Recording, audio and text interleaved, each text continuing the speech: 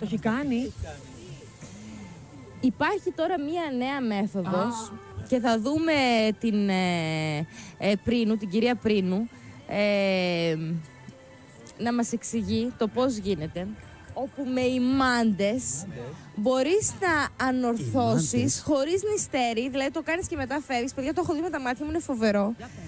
Μπορείς να κάνεις και ανόρθωση γλουτών και βάζεις αυτούς τους ημάντες. Και σηκώνει το ποπός. Κατευθείαν όμως, δηλαδή την άλλη μέρα. Πόση ώρα δηλαδή αυτό? Μέσα τώρα θα το δεις και στην Ελλάδα, σε λίγη ώρα. Και την άλλη μέρα. Και για άνδρες είναι αυτό. Γιατί τι σε νοιάζει, αυτή είναι η ερώτηση. Πιάσε 2-3 ημάτες να δοκιμάσεις, Σάσα, έλα.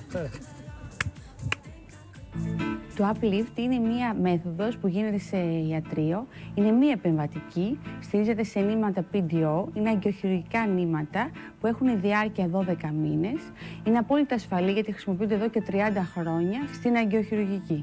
Με μία λεπτή βελόνη δημιουργούμε εσωτερικό πλέγμα μέσα στο δέρμα, στο χώριο, για την υποστήριξη και την ανόρθωση των ιστών.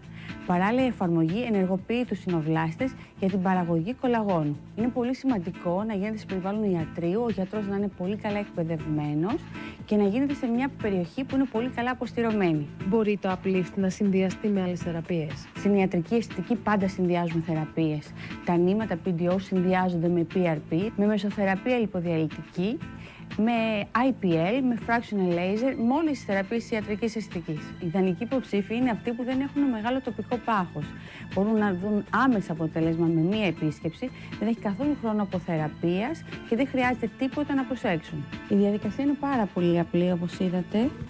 Τελειώσαμε σε 20 λεπτά και μπορεί να γίνει σε όποιο σημείο του σώματος θέλουμε, όπου ακριβώς υπάρχει χαλάρωση.